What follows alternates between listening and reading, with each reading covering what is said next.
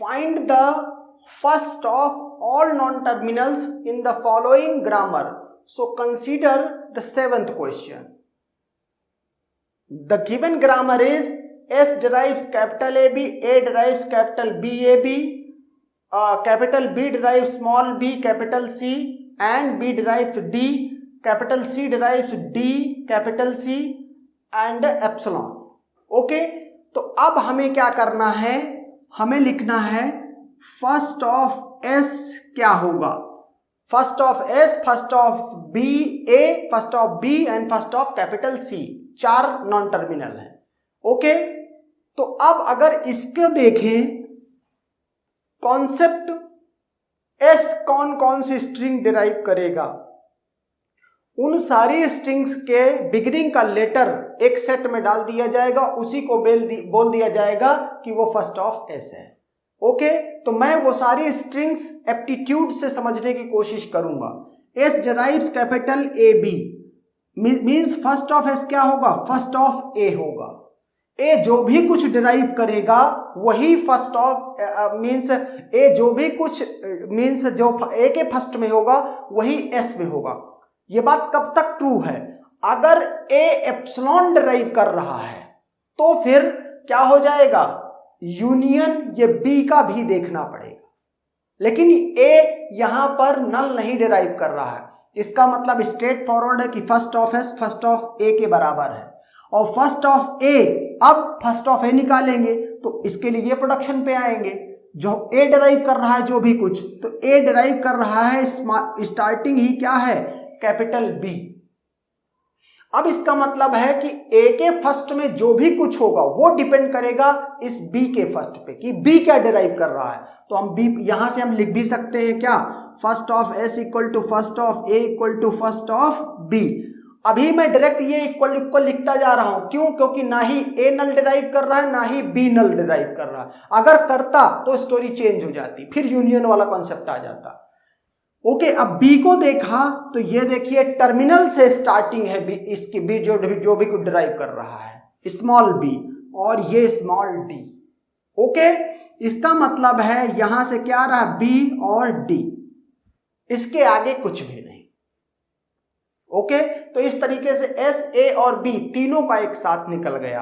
और इसके बाद बचता है फर्स्ट ऑफ कैपिटल सी, और ये क्या होगा, इस टर्मिनल कोई भी स्ट्रिंग सी डिराइव करेगा उसकी बिगिनिंग डी से ही होगी. And therefore will kept it in our first set of capital C. And C also derives null. तो चूंकि जब ये अगर सी जब डायरेक्टली नल डिराइव कर रहा है, आप सी का ही फर्स्ट लिख रहे हो, तो फिर आपको कुछ सोचने की जरूरत नहीं है, can directly put the epsilon here. Okay, लेकिन अगर सी कहीं पे यूज हो रहा होता, जैसे कि मीन्स सपोज करो यहां पर, ओके, ये बिगिनिंग में बी ना होता और ये सी ही होता, तब फिर इस एप्सिलॉन को यहां क्या करते, डायरेक्ट लिखते नहीं, यहां रिप्लेस कराते और देखते कि क्या जनरेट हो रहा है. ओके, तो इस तरीके से ये 7th क्वेश्चन का आंसर है. Now come to the next question. Next one is 8th. क्या है ये, S derives means this one is the grammar where non-terminals are capital S, capital A, capital B and capital C. Okay, so निकालते हैं कि कैसे इसका first निकलेगा. Okay, बात ये कही गई क्या, first of S. First of S देखना है तो फिर ये या तो जो भी स्ट्रिंग एस डिराइव करेगा या तो ए बी से स्टार्ट होगी, मीन्स यूज करके बनेगी, या तो बी बी ए से बनेगी. तो हम पहले ए बी का यूज करते हैं. ए बी का यूज करते हैं, इसका मतलब फर्स्ट ऑफ एस में क्या होगा, जो फर्स्ट ऑफ ए में होगा. ओके, अब चूंकि यहां पर दो चॉइसेस हैं तो इस वजह से हमको पहले इससे सारी स्ट्रिंग्स का बिगिनिंग निकाल लें, फिर इस ये जो ड्राइव करेगा ये इससे जितनी भी स्ट्रिंग्स ड्राइव होंगी उनका बिगिनिंग निकाल के एक सेट में डालेंगे. तो ए से पहले स्टार्ट करते हैं. ए से क्या है, बी सी और ए. इसका मतलब ये तो पक्का हो गया है कि ए तो इसमें आ ही रहा है. ओके, ए टर्मिनल है चूंकि, तो ए तो है ही. अब यहां पे बी आ गया, तो बी से मैं जाऊंगा तो यहां क्या मिलेगा मुझे, बी डिराइव कर रहा है डी कैपिटल सी और एप्सिलॉन, तो मैं क्या करूंगा, ये डी तो आ ही रहा है, लेकिन जब एप्सिलॉन देखूंगा ये, तो एप्सिलॉन को क्या करूंगा, इसकी जगह पर रिप्लेस करूंगा। एप्सिलॉन को जैसे ही रिप्लेस करूंगा तो ये क्या करेगा, ए डिराइव्स डायरेक्ट क्या हो जाएगा, सी, और सी क्या है, टर्मिनल है, और ये इसका मतलब है कि यहां से ये सी भी ऐसे आ जाएगा। ओके, ये सी भी ऐसे आ जाएगा। तो अब ये हमने क्या कर लिया, ए से कंप्यूट कर दिया जो भी कुछ हो सकता था। ओके, अब बी को देखते हैं, इस वाले से देखते हैं कि क्या पॉसिबल है। एस डिराइव्स बी बी ए, तो हमने कहा ये नॉन टर्मिनल बी है। अब इसको देखते हैं कि ये क्या डिराइव कर रहा है, तो बी डिराइव कर रहा है डी, डी सी और एप्सिलॉन। तो इसका मतलब है अगर बी, इस बी को रिप्लेस कराऊं इससे, डी कैपिटल सी बी ए, तो स्टार्टिंग टर्मिनल डी से हो गई। तो इसका मतलब है कोई भी स्ट्रिंग इससे बने, उसकी अगर इसको यूज करता है तो हर स्ट्रिंग की बिगिनिंग डी से होगी। इसका मतलब डी फर्स्ट के सेट पे आएगा। ओके, लेकिन डी तो ऑलरेडी प्रेजेंट है तो फिर इसको छोड़ देंगे। ओके, क्योंकि ऑलरेडी प्रेजेंट है। बी से अब देख चेक करेंगे एप्सिलॉन, जैसे ही एप्सिलॉन दिख गया तो एप्सिलॉन को क्या करेंगे, इस जगह पर रखेंगे। एप्सिलॉन रखा तो एस डिराइव्स क्या हो गया, बी ए हो गया, और बी क्या है यहां पर, स्मॉल बी, टर्मिनल है। इसका मतलब अगर बी को एप्सिलॉन यूज करते हैं और एस से बी बी ए यूज करते हैं, कोई भी स्ट्रिंग डिराइव हो उसके बिगिनिंग में बी जरूर आएगा।